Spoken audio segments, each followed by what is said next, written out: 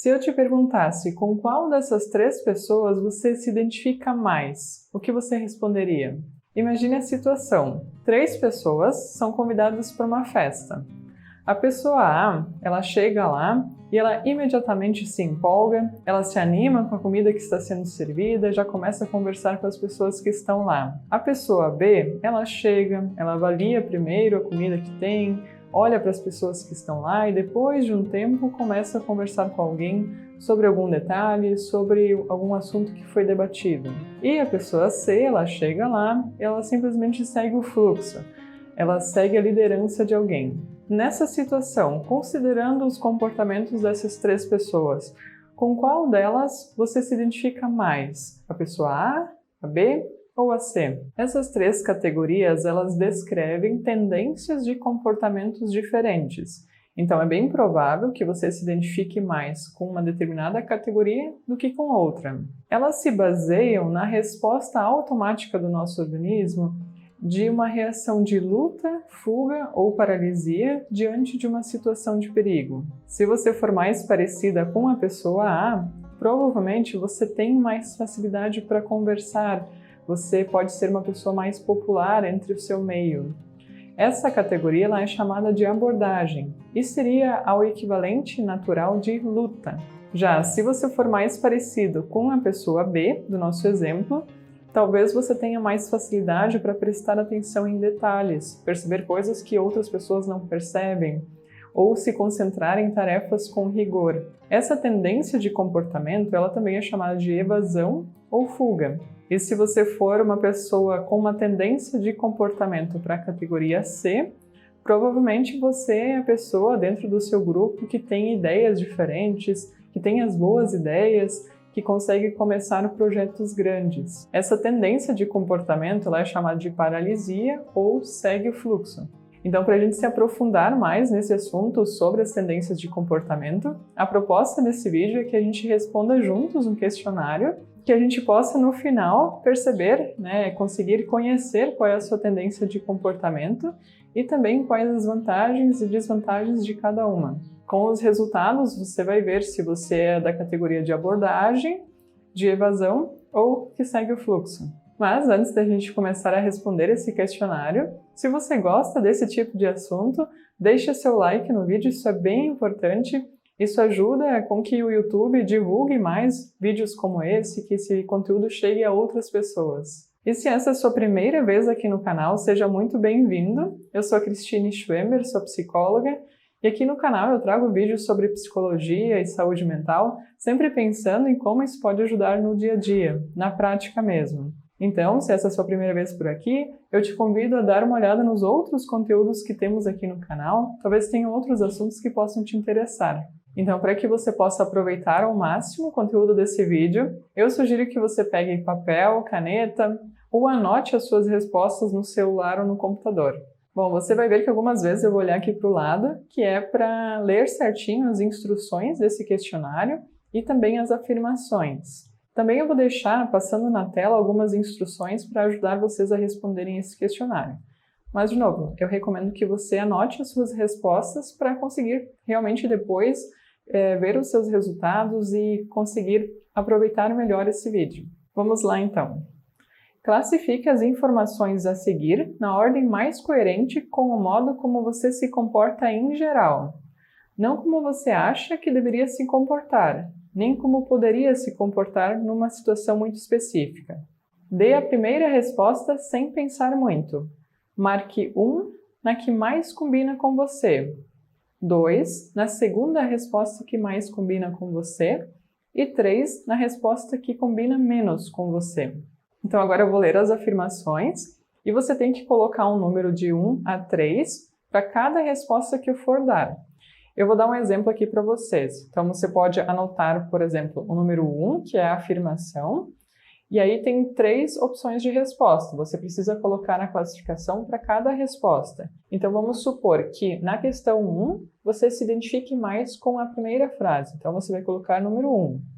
Depois, a segunda frase você não se identifica, então você vai colocar 3.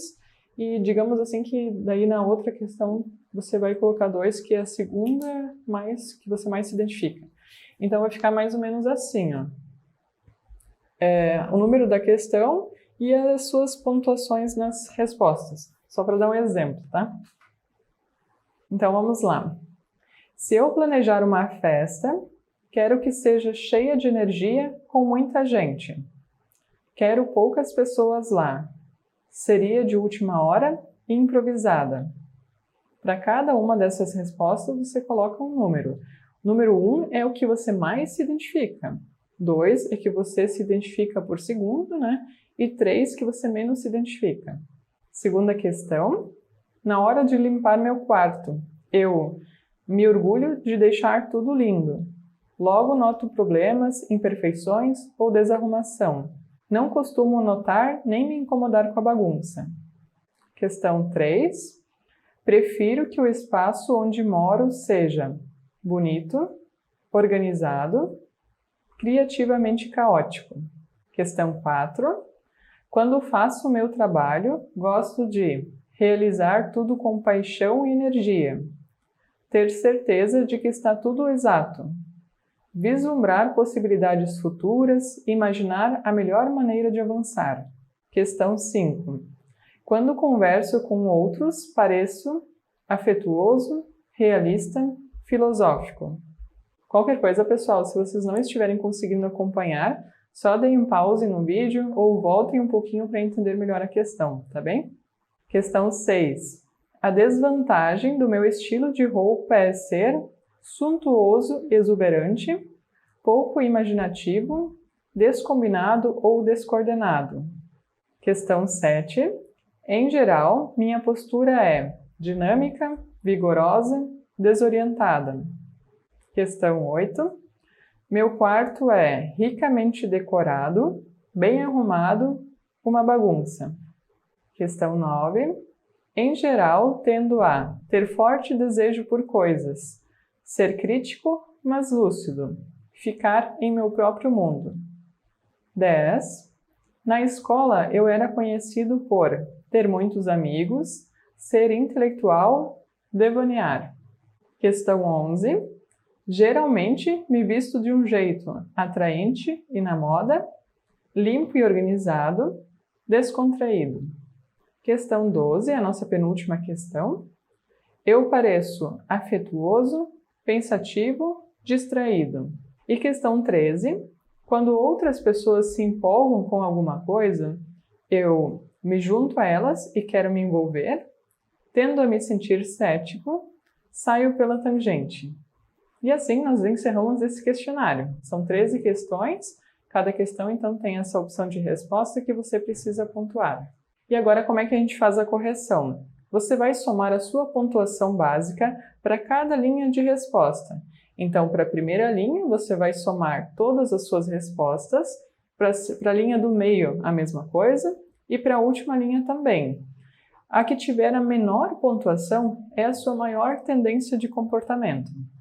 Então, nesse exemplo aqui, eu vou somar essa primeira linha da questão 1, a primeira linha da questão 2 e assim por diante, com a linha do meio também e com a terceira também.